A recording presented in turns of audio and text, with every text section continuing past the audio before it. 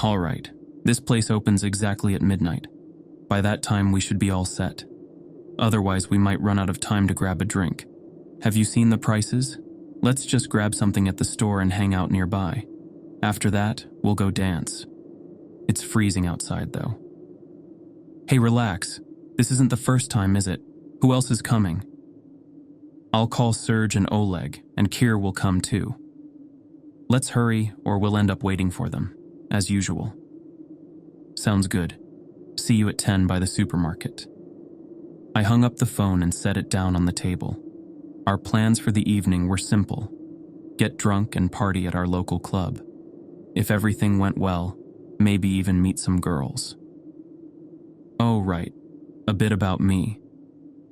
My name's Alex, though everyone calls me Al. I'm 19, but thanks to my dad, I look 25. My brain, though, probably 17 at best. Otherwise, I wouldn't have gotten into the mess that I'm about to tell you about. And before I forget, I was talking on the phone with my best friend, Mark. We've been through thick and thin together since childhood. We met Serge, Oleg, and Kier in college, and over time, they became part of the crew. About a year and a half ago, we all got into a rather strange yet common hobby: exploring abandoned places. Since none of us could sit still for too long, we'd constantly seek out new adventures, especially in abandoned tunnels and mines. You could call us urban explorers or stalkers, as some might say. I was just in it for the adrenaline rush, sneaking past guards or crawling through tight spaces. Recently, though, we hadn't gone out much. Work, school, and even girlfriends for some had taken up our time. But tonight, we made plans to visit a highly interesting, if not eerie, place we found online. Mark discovered it, though when I called him, I had no idea what he had in mind. Now, I was digging through my closet trying to find my skinny jeans. It was going to be a wild night, and I had to look sharp. You think only girls take forever to get ready for a night out? Trust me, guys do too, especially when going to a club packed with ladies. By 10 p.m. it was already dark. I saw the silhouettes of 4 tall guys standing near the store. Hey, looks like everyone's got big plans tonight, huh? I greeted them. Yeah, same as always. Oleg sighed. Let's just not end up like last time, Mark joked. I don't even remember what happened last time, Kier added. Of course you don't. You got wasted first and called a cab in secret, Serge laughed. At least I made it home, Kier responded with a chuckle. So, what's the plan, guys? I asked. Let's chip in and go buy some stuff, Mark suggested. We entered the supermarket, and from there, things unfolded like any typical Friday night. Alcohol, deep conversations, friendly debates. When we finally got to the club, the music was pumping, and the dance floor was packed. While sitting at a table, we started talking about something really interesting. Guys, it's been a while since we went anywhere. My hiking backpack is gathering dust, and my camera's probably broken, Mark complained. So, where do you want to go? Oleg asked, his attention momentarily drifting to a passing girl. Honestly, I'd go anywhere with her, he added, eyes still following her. Have you seen yourself? Your best bet is Mark here, Serge teased. Oh, thanks. Am I really that ugly? Oleg feigned offense, and we all laughed. Hey, guys, I recently came across an interesting spot, Mark interrupted. What kind of spot? I asked. There's an abandoned building not far from the city. I'm not sure what it was. Maybe a medical facility? Can you tell us more? Serge asked. Not much else to say. The place is mostly in ruins, but it has underground passages. Some say there's a huge, rusty iron door no one's been able to open yet. The building is deep in the woods, so the authorities probably don't even know it exists. "And how exactly are you planning to open this door?" Oleg asked. "Well, it's not that thick. I've got a grinder that can cut through it," Mark replied confidently. Intrigued, we all agreed to go. The next day was Saturday, and none of us had plans. We decided to head out early, stock up on food and water, and make sure all our equipment was charged. The excitement was building. Mark, in particular, was already itching to explore. Once we finished our night out, I headed home, already buzzing with anticipation about our upcoming adventure. The thought of it kept me up, and even when I finally did fall asleep, I dreamt of what lay ahead. I woke up the next day with a raging thirst. Still half asleep, I reached for the bottle of water on the floor, glancing at the clock. It was already 2:30 p.m. Outside, the wind was howling, and the skies were dark, like it was about to rain. Not the best weather for a trip, but I wasn't backing out now. Grabbing my phone, I called Mark. "Hello?" He answered quickly. "Hey, are you getting ready?"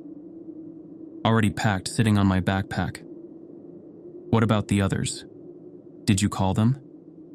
"Yeah, they're getting ready too. We might head out a little early. Get yourself together and meet us at the station in an hour. I'll grab the tickets." "Got it, see you soon." After downing more water, I went to the kitchen, where the smell of my mom's pancakes filled the air. "Morning, Mom." "Good afternoon, more like," she smiled. "How's your head?" "It's fine. No headache." "Good. Sit down and eat."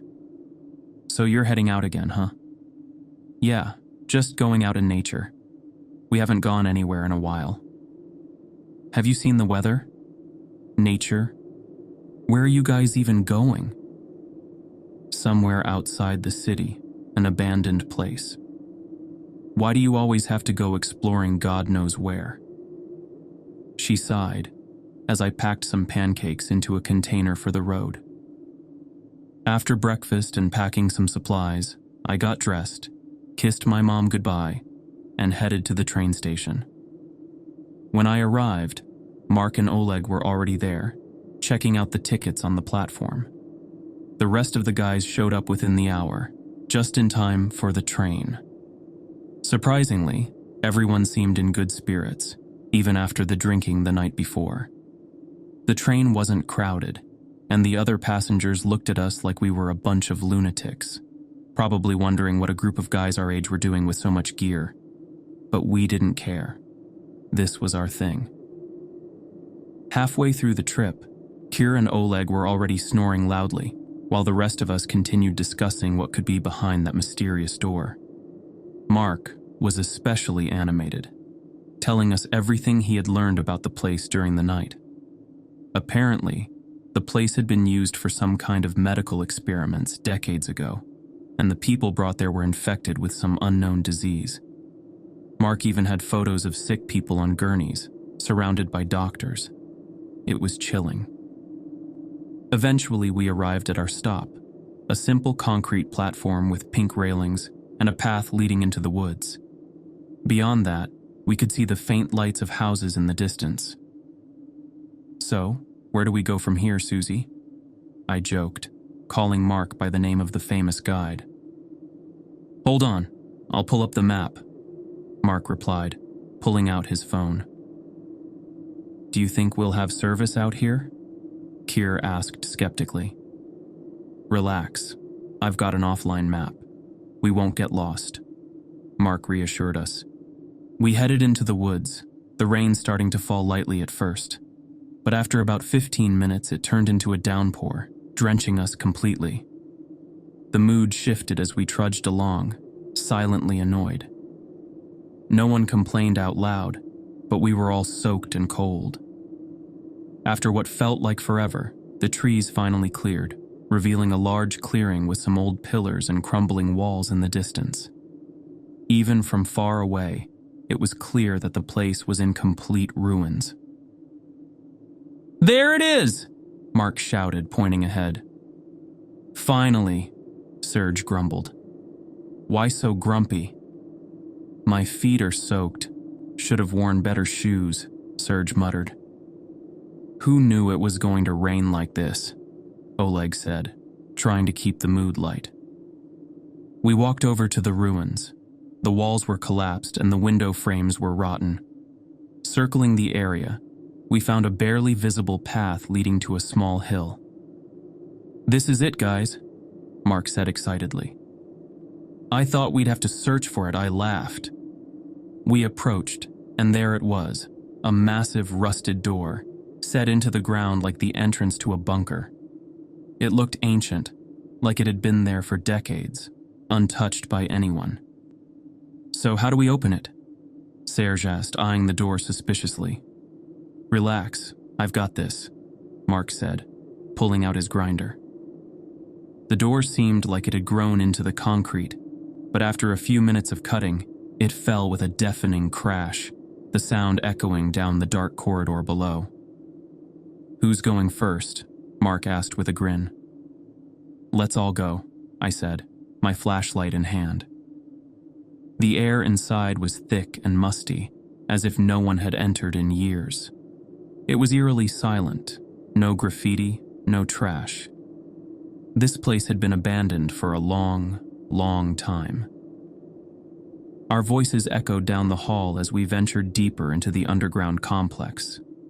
The layout was straightforward, just one long corridor with doors branching off every 100 feet or so. Mark, this doesn't look much like a morgue, I said, glancing around uneasily. Maybe not, but it's still creepy as hell, Mark replied, shining his flashlight around. Let's take a break, Oleg suggested. We've got food. Let's eat and then keep going. We stepped into one of the rooms off the main corridor, a small, empty room with peeling paint and mold covering the walls. God, it smells awful in here, Oleg grimaced. You think it's better in the other rooms? I laughed. Doesn't matter. Let's eat and then head out. As we sat down, I heard a sound, a faint noise coming from the corridor. Quiet. Did you guys hear that? I asked, interrupting the conversation. Hear what? Serge replied. Something heavy just fell, I think, I said, straining to listen. There it was again, clearer this time. Something had definitely fallen or moved in the corridor. The others heard it too. Okay, what was that? Kier asked nervously. Relax. Probably just the door we knocked down. It's probably a draft, Mark said, trying to calm everyone down. His explanation made sense, but my gut told me something wasn't right. The further we ventured into this place, the more uneasy I felt. Something about it just seemed wrong. Everyone, check your cameras, Mark said. We need to document everything. After a quick check, we confirmed all the cameras were working. We finished eating and continued exploring the dark, damp corridors. This place was enormous, much larger than we expected. Most of the rooms were empty, save for decaying furniture and piles of old paperwork. Some of the documents and photos we found were disturbing. Images of corpses with swollen blue skin and strange sores covering their bodies.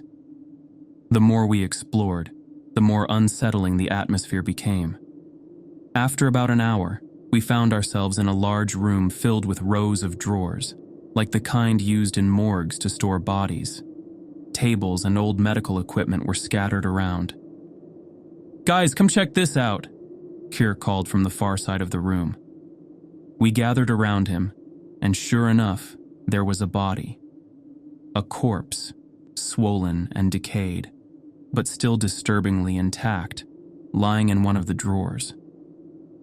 Despite the obvious age, there was no stench of rot, only the damp, musty smell of the underground. Is that a real body? Serge asked, his voice shaking. It's just a corpse, Kier said, tugging on one of the fingers playfully. No big deal. Cut it out, "This isn't funny," I said, feeling a cold sweat run down my back. Suddenly, another sound echoed through the corridors, this time louder and more deliberate. It was no longer the random noise of something falling. It was something, or someone, moving.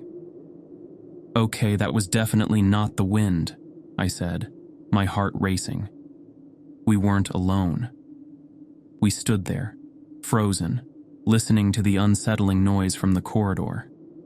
It wasn't something falling, this time, but rather the sound of movement, deliberate, slow, and heavy, like someone dragging something. "Did you guys hear that?" I whispered, my voice shaking. "What the hell was that?" Kier asked, his face pale. "I don't know," Mark replied, now looking genuinely concerned. "That can't be the wind. Who's messing with us?" Oleg added, scanning the dark hallway with his flashlight. We all stood still, listening. The noise continued, followed by another loud bang, like a door slamming shut in the distance. "All right, this is messed up. We need to get out of here," Serge said, his voice breaking the silence. "Yeah, let's find the exit. This place is giving me the creeps," I agreed, my heart pounding in my chest. We started retracing our steps, but after walking for what felt like another hour, we realized we were lost. The corridors all looked the same, and the marks we had made earlier to avoid getting lost seemed to have disappeared. "Where the hell is the exit?" Oleg muttered in frustration as panic started to rise in the group. "This place is bigger than we thought," Mark said, trying to stay calm. "But we'll find our way out. We just need to keep going." The deeper we ventured, the stranger things became. The air felt heavier, and an overwhelming sense of dread hung over us. We kept hearing noises, footsteps that didn't belong to us, doors creaking, and the occasional bang echoing through the tunnels. And then we stumbled back into the morgue room where we had seen the corpse earlier. But the body was gone. "Wait, are we back in the same room?" I asked, shining my flashlight over the empty drawers.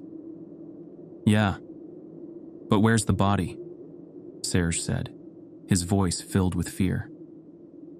"This doesn't make any sense," Kier added, now visibly shaking. "We were just here. It was here." "No one's been messing with us, right?" Mark asked, now completely spooked. "Of course not. We've all been together the whole time," I replied, my voice rising. "This is not normal. Guys, we need to get out of here. Now," Oleg said, his voice trembling. But before we could even move, we heard something that made our blood run cold. It was a voice, echoing from somewhere down the corridor, mimicking Mark's last words. "We need to get out of here." "What the hell?" Serge whispered, his face white as a sheet. Then, heavy footsteps, this time faster like someone running, echoed down the hallway, followed by the loud slam of a door. I nearly jumped out of my skin. My heart was racing. This wasn't just creepy, it was terrifying. There was something, or someone, in here with us, and it was mimicking us. "This is insane. What was that?" Kier yelled, panic now fully setting in. "Stay calm, everyone," Mark said, though even he sounded terrified. "Let's stick together and find the exit. We need to stay focused." We huddled together, our flashlights bouncing off the walls as we walked, trying to keep our panic in check. Every noise, every shadow seemed to be alive. The eerie feeling in the air was suffocating. As we continued, we suddenly heard a blood-curdling scream from the depths of the underground, so loud and terrifying that it stopped us dead in our tracks. It was a scream of pure agony, like nothing I had ever heard before. My whole body froze. Then, another slam, this time much closer. "Run!" Mark yelled, and we all bolted, sprinting down the corridor in sheer terror. My heart was pounding in my ears, and my legs felt like they were moving on their own. I didn't care where we were going, as long as it was away from whatever was behind us. We turned into one of the rooms, slammed the door shut, and locked it behind us. All of us were gasping for air, our backs pressed against the cold, damp walls. "Did you hear that?" Serge whispered, his face pale. "What the hell was that scream?" "I don't know, man. I don't know," Oleg replied, shaking his head. "This place is cursed," I said, my voice trembling. "We need to find the exit. Now." For a moment, there was silence, but then we heard it again. Footsteps. Slow, deliberate, and getting closer. They echoed through the corridors, stopping right outside the door we had just locked. We stood there, barely breathing, terrified to make a sound. Then, the doorknob started to turn. "Shh," Mark whispered, motioning for us to stay quiet. The door rattled, but it didn't open. Whatever was outside seemed to lose interest after a few seconds, and we heard the footsteps slowly fade away. For what felt like an eternity, none of us moved.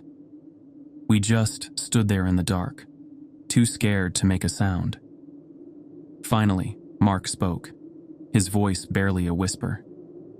"We can't stay here. We need to move, quietly, and find our way out." Everyone nodded.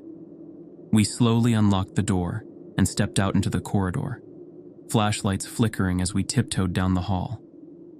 The fear was palpable, and every step felt like a nightmare. But then, just when it seemed like we might make it out, something happened that I'll never forget for as long as I live. A figure appeared at the end of the hallway. It was tall, shadowy, and completely still, but it was watching us. "Run," I whispered. We didn't need to be told twice. We ran as fast as we could, down the endless maze of corridors, not caring which direction we went, as long as it was away from whatever that thing was. Doors slammed behind us, echoing through the tunnels. But we didn't stop. We couldn't stop. Finally, after what felt like hours, we found the entrance. The cold night air hit our faces as we burst out of the underground complex and into the clearing. We didn't look back. We just kept running until we reached the train station. We stood there, breathless, drenched, and terrified. No one spoke for a long time. Finally, Serge broke the silence. "We're never going back there." And none of us disagreed. If you enjoyed this story, make sure to hit the like button and subscribe to the channel. Together we can take this channel to the next level, and don't forget to check out this video.